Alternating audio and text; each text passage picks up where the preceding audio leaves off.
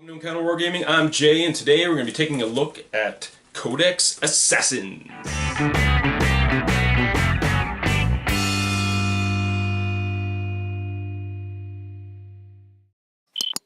Alright, so here's a nice, short and sweet one for you guys. Is this little Codex Assassins. Now this was just a nice little, tiny little codex that they gave us, I guess, to add to the Imperial agents. And like we've seen in other second ed codices before this, whenever they show an assassin, there's just one generic assassin, right? Nowadays we have the various houses, I want to call them, or temples. Are they called temples? I guess the different types of assassins. We've got, of course, the Vindicare, we've got the Eversor, the Culexus, and the Calidus. And I believe this is the first time that they actually differentiated those houses or those temples of assassins. Before this, there was just a generic Imperial Assassin, just like was a ninja with a bolt gun, basically. Whereas now, in this edition, I guess it's the first time in this edition, that they've given us actual different assassins. So opening her up, we've got some cool pictures of a Vindicare assassin sneaking up on some Chaos dudes, ready to assassinate him. We've got the Calidus. She's infiltrated the lines. She's ready to take out this weird boy before he can cause crap. And yeah, so looking over here to the important page, like I say, this is the most important page when looking at an old school book, because we get to see first the copyright date, which in this case is 1997. So we've seen all the 96 stuff. We're moving on to 97 now. And we can see Andy Chambers again, a name we recognize. I haven't seen Ian Pickstock in any of the stuff yet, but regardless, Andy Chambers is a name we know and love. Moving on. There's Ian right there, I guess. Haven't seen him before, like I say, but welcome to the game, Ian. I shouldn't say welcome because this was 20 years ago. But nonetheless, table of contents, of course, very tiny because there's not really much to this book. You'll see when we get to the 3rd edition stuff that all the codices started to go this way. But again, we're only looking at like 4 models, right? So they're going over the fluff, the official Assassinorum fluff, what an assassin is, the art of death, Wars of Vindication, the Age of Apostasy, and the Reign of Blood. Cool. And I like when they do this in Warhammer 40k stuff, where they show this like classified document and like this is inquisitorial records of blah blah blah blah blah, and it's all secretive and stuff. It's just super cool. It's a nice little added aesthetic. I love when they do. And again, with the Grandmaster's report. Cool. And like I've said in the other books, guys, I'm not going to go through all this fluff today. Again, I will do fluff videos if you guys really want them, but right now, in this series, we're just showing off some old school books, so you guys can take a look at the old school stuff. And right off the bat, we're going right into the army list. I guess there isn't much to really cover. Like I say, we've only got the 4 assassins, so here we've got the 4 different types: Vindicare, Calidus, Eversor, and Culexus, and their respective point values. Now, an assassin has a base stat line, of course, that they all share, and then they get different weapons based on... Actually, it looks like this is what they all have. So they all are immune to fear, terror, and other psychological effects. They automatically pass break tests, never use friendly troops leaderships. That makes total sense. They're not part of an army. They're like added on to the army. They all have gas weapons. They can all dodge stuff. They all have special vision. They can all infiltrate. I mean, it wouldn't be a very good assassin if he couldn't infiltrate. And then we get into the rules for the specific type. So they all have all these super abilities, and then you're going to give them more super abilities based on their temple. So we start with the Vindicare. Yep, just giving you a little bit of fluff around them, what they're all about. Marksman, rapid fire Exodus long rifle, as well as the hip shooting Exodus pistol. That's cool. And then specifically going into the Vindicare specific war gear. So he's got the Exodus weapons. Like I said, it's the long rifle and a pistol. Same stuff he's got nowadays in the rules. Obviously, you know, our rules for weapons have changed drastically over editions, but regardless. It's got shield breaker ammunition, turbo penetrator ammunition, and hellfire ammunition. I'm not sure what the current rules for assassins are in 8th, but I remember those things still existed in 6th and 7th, so that's something. And of course he's got the stealth suit, which is cool. Allows him to blend into his environment, and the spy mask. all standard war gear for the Imperial Assassin that once again we have seen in past editions, and I think that's actually a wicked cool piece of art right there. That's wicked cool. Like he's literally about to cap some dude. Sweet. Moving on. Who's next? Calidus, the long-haired chicks. Sweet.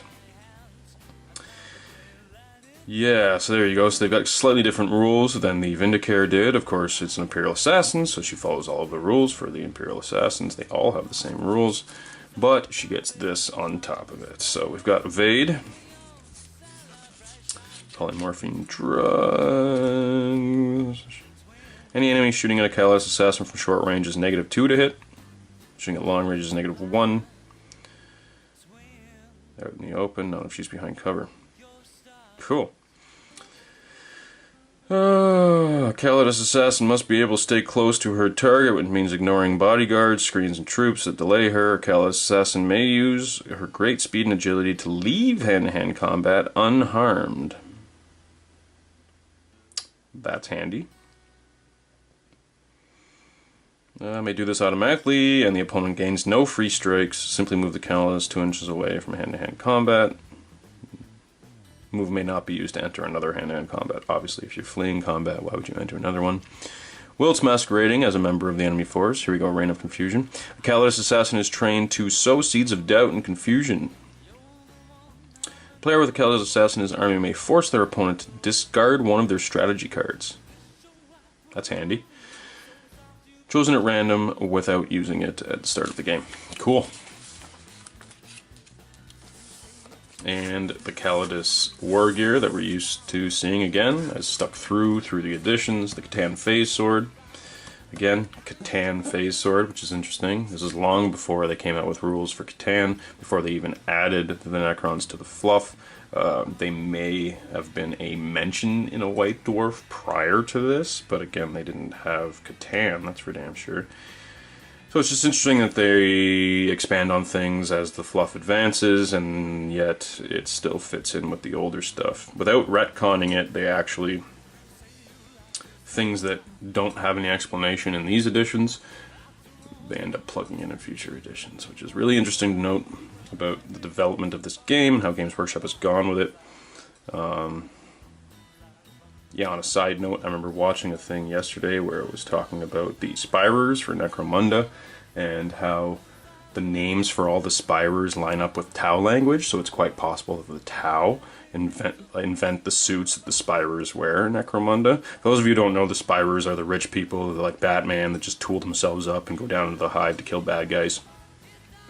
And of course, the Tau didn't exist when Necromunda first came out. Even when they redid it again, Tau didn't exist.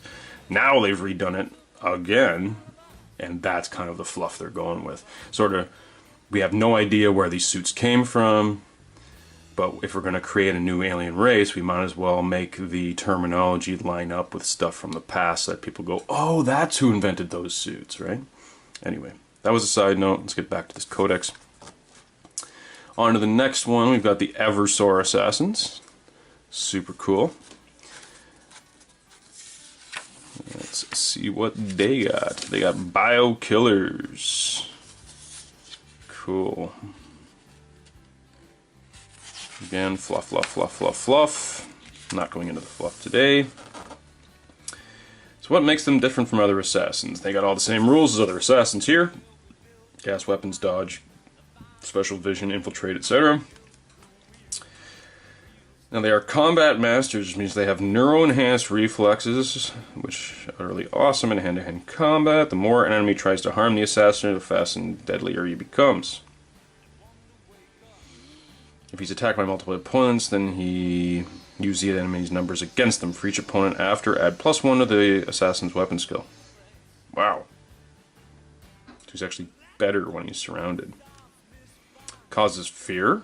That's cool. Cut his way through enemy forces in order to complete the mission. Cybernetic, blah, blah, blah, blah. Fire his pistol the number of times equal to his attacks characteristic. So here we go, his attacks are 4. That's interesting. Right, I was just looking back, and no, he gets +1 to his weapon skill, not to his attacks for having more than one opponent. Okay. This means that unless the adversary has had an attack's characteristic reduced by some means, for example a psychic attack, then he may fire his pistol 4 times in each shooting phase. The assassin may use this skill whilst on Overwatch. I'm going to go into Overwatch, and then when you move I'm going to shoot at you 4 times. Wow. He is pumped so full of combat drugs and toxins that he literally exudes poisons. When he's wounded in hand-to-hand combat, he'll spray poisonous blood and acids all over his attacker. Takes a strength 4 hit at -1 to your save. Basically, like hitting back with a bolt shell. Killing the adversary. He's constantly immunizing and neutralizing himself against the drugs, toxins, nerve agents, acids, venoms, and viruses that flow through his body. These substances lethal to normal human, but together there is a further danger for reacting with the other. Fortunately, only while he lives. As soon as he dies, the process of neuralization stops and the chemicals react, causing him spontaneously combust in a very gruesome and violent manner. If the adversary is reduced to 0 wounds, he will explode in the same effects as a plasma grenade. Yikes. So, it seems like it's a bad idea to surround this guy and try and beat him down in combat, because he's just going to explode, and not only is he going to get more attacks to strike back at you, but he's also going to explode in your face if you actually kill him. That's just absolute insanity, if you ask me. So he's got the Executioner pistol, which functions as both a bolt pistol and a needle pistol? It uses fast shot skills between the needle pistol and the master-crafted bolt pistol. Neat. He's got a sentinel array, allowing the adversary assassin to sense enemy troops' movements. Can spot hidden troops, double his initiative distance. In addition, the adversary assassin has a 360-degree fire arc instead of your normal 90, as you guys saw in the rules. He's got neural gauntlets. An exoskeleton hyper-alloy glove with neurotoxins injectors in the fingers. Painful and violent manner. Against living targets, the following rules apply. Any squad which takes a casualty from a neural gauntlet must take an immediate break test. If it isn't killed, then the potent cocktail of acids and toxins will have the characteristics. Rounding up. Remaining wounds for the rest of the battle. The adversary temple consistently modifies the toxins and acids using neural gauntlets to remain effective against almost all potential enemies, including Tyranid creatures. However, there are no known toxins to affect demons. A demonic creature wounded by a neural gauntlet does not have its characteristics. Okay, cool. So everybody gets poisoned except for demons. Neat. And then they have combat drugs. Takes 1 dose of any one of the following drugs at the beginning of his turn. There is enough dose to last the entire battle. So just at the beginning of the turn, you get to choose basically one of these abilities, is the way I'm reading it. The assassin may triple his movement when he charges or runs. Interesting, because it's normally double, so this is way faster. Terminus. At the end of your opponent's next turn, the assassins may carry on fighting and will not explode even if it is reduced to 0 wounds. However, if the assassin is killed on 0 wounds at the end of your opponent's next turn, at the end of the game, then he will die and explode as normal. Cool. Okay, so you get an extra round of fighting even if he's been killed, and then he explodes. That's dirty. So like I said, you really don't want to fight this guy in combat. It's too problematic. During his turn, the assassin kills his opponent and uses his follow-up move to enter another close combat. He may attack again immediately. Wow. After each follow-up move, roll a d6. On a 1 to 3, the assassin gets no more attacks. On a 4 to 6, and you fight another round. So wow, as long as you keep rolling 4 or more, you can just keep piling into next unit, next unit, next unit, and just cut lots of stuff down. Crazy. And last but not least, we've got the Codex Assassins. So these are the anti-psyker guys, if I remember correctly. And here we go. This is his war gear that separates him from the normal assassins. So he's an anti-psyker, yep, it says right here. He may not use warp cards dealt with Imperial Guard players. Codex Assassin gains force power from his force matrix rules, which are described above. Okay, we'll get into that in a second. Psychic Abomination. All psychers consider such a being as a Codex Assassin to be an absolute abomination. Even monstrosities such as Tyranid Hive Tyrants and the bulk of the Codex Assassin causes terror to all psychers, even psychers that are immune to psychology or cause terror themselves. Huh.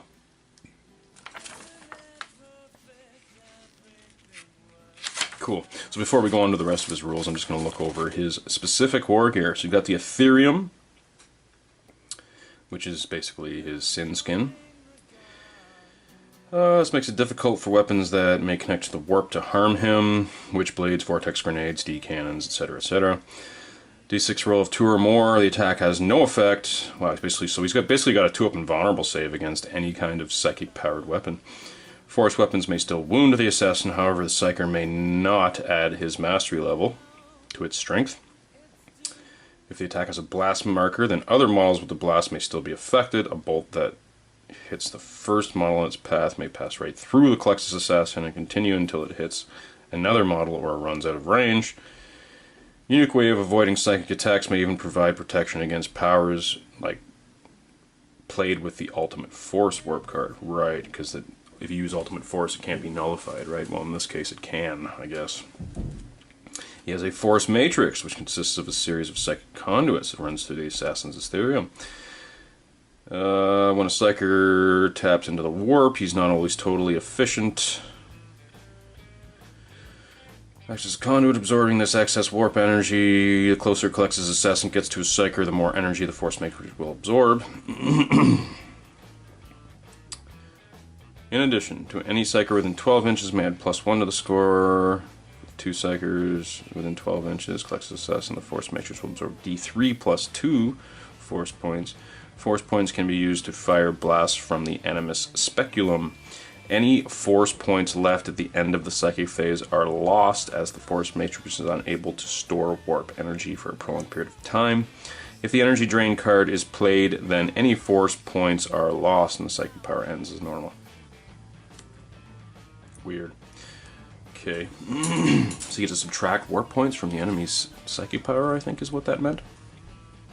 Anyway, those force points are added to fire the Animus Speculum. Let's see what that is.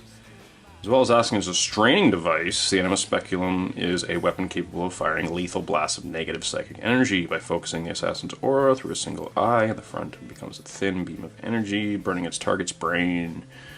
Colex's Assassin may use the Animus Speculum to unleash blasts of negative psychic energy.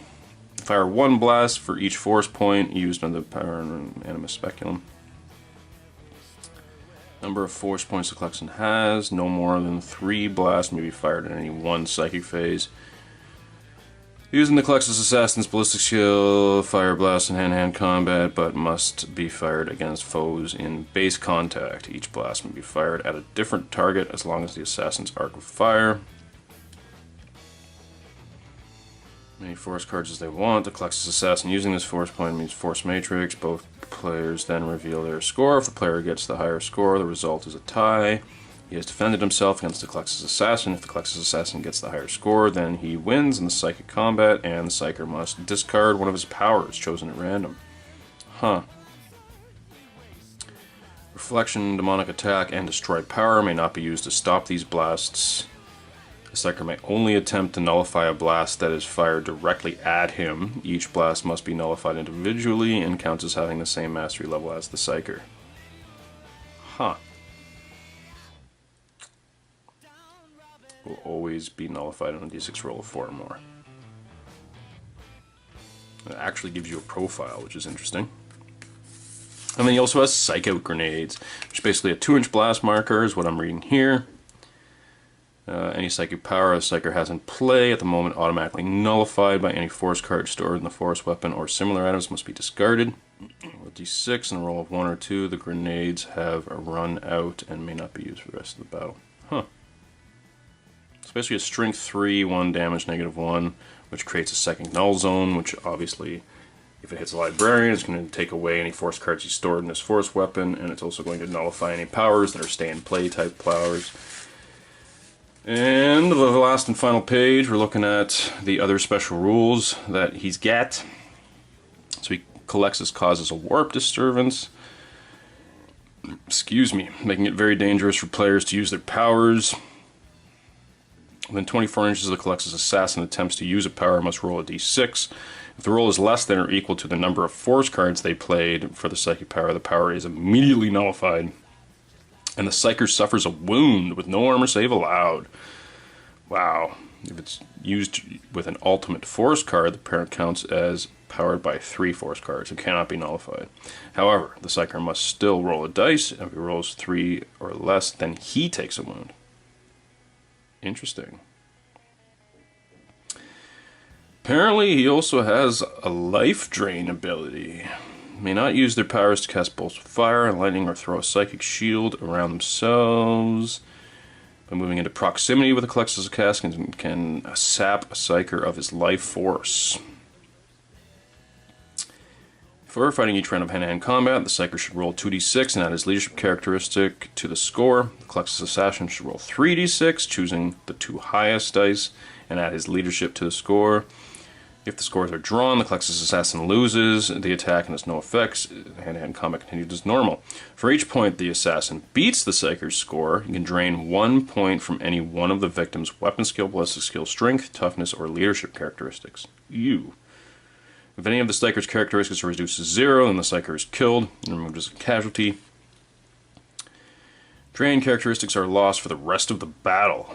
If the Codex Assassin is in hand-to-hand combat with more than one psyker, then test for each psyker separately. Oh, because we can do it to all of them, not just one of them. Wow. And finally, it's just giving you a short note on demons. That's interesting to note because this guy, I guess, is anti-warp. Codex Assassins' special attacks do affect demons that are psychers. This includes units of demons such as Plague Bearers of Nurgle, Demonettes or Horrors of Tzeentch. Bloodletters, like all demons of Khorne, are not affected by this because they do not have psychic powers, obviously. Blast from the Animus Speculum, the effects of the Life Drain ability, and any blows struck by the Codex Assassin hand-to-hand combat count as psychic attacks, and demons receive no saving throw on behalf of their demonic aura. Interesting. So that is wicked cool. Alright. So I'm sorry that wasn't much longer for you guys, but that is basically Codex Assassins. Like I say, it is just a tiny little book. This was just something they added to the rules for some fun. And at this point, we're basically getting near the end of 2nd edition. We've only got a couple more books to cover. So at this point, I mean, this is where they really expanded the rules for the Assassins, and they're now going to start leading into the 3rd edition of the rules. So we got a couple more books to look at, but for today, that is Codex Assassins, and I hope you guys enjoyed it. So I hope you all enjoyed that look at Codex Assassins. Next week we're going to take another little break from Codices for a second and look at the Storm of Vengeance campaign book. This is a fun little skinny one again, but almost a dozen scenarios for basically an expansion onto the original 2nd Ed starter set, so Space Marines vs. Orcs. But of course you can supplement your own armies in there where you felt necessary. But it basically just gave you a bunch of scenarios and extra strategic things, as well as a campaign system for Warhammer 40,000. So we haven't seen that yet, in this edition at least. We'll see a lot more of that in the future, but regardless, that's what we're looking at next week. So I hope you guys enjoyed this little video. It was a lot of fun for me. I love looking at this old school stuff because it just brings me back to my childhood. And yeah, that's that. So if you like this, hit subscribe. Hit that like button, because just that alone goes a long way to help us here. Get up the search engines, get more people to see this stuff, and hopefully the more people we get to see this stuff, the better the videos and the more videos we can give to you guys. So if you want to help that, even on that tip, if you want to help that happen more on that tip, if you want to make that happen quicker, please go to the description below and check out our Patreon campaign. It's the only way we really generate any kind of revenue off this, and it just helps us keep up with our expenses, you know, making sure that we can produce quality video for you guys. So that being said, check out our Patreon, hit the subscribe button, hit that like button, and we'll see you at our next encounter. Hey everybody, I'm Adam. And I'm Jay. We are Encounter Wargaming. And we wanted to celebrate hitting our 1,500 subscribers with giving some stuff away. What are we giving away, Adam? Fort Bane! Yeah. Alright, we're calling this the 2,500 subscriber Forge Bane giveaway because that's the target we need to hit to give this puppy away. That's right. So the first thing you need to do is share this video, the video you are watching right now. And Then, click subscribe on YouTube. if you haven't already, That's it for one entry. and the more you share it, hopefully, the more people we can get to hit subscribe and hit that 2,500. Woo! But there are other ways to win as well. Tell them about it. Well, you can follow us on Twitch. That will also get you an entry. So you subscribe on YouTube, follow us on Twitch. On top of that, Support us on Patreon for 5 big buckaroo entries. crazy. So also all the people that already support us on Patreon, don't worry, you're also 5 entries. But also, you can hit subscribe on Twitch. Subscribing on Twitch will get you another 5 entries into the contest. So good, and all of this to say thank you guys for all the support. We appreciate it very much. We've come a long way, and it's because of you. It's true. It's been a wild ride, and thanks for all the support, all the help, and we want to give you some cool stuff as a thank you. Awesome. So hey, remember to share this video, and guys, I think that's it. So we'll see you at our next encounter.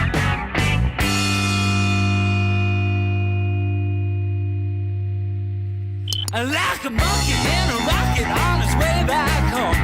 Okay.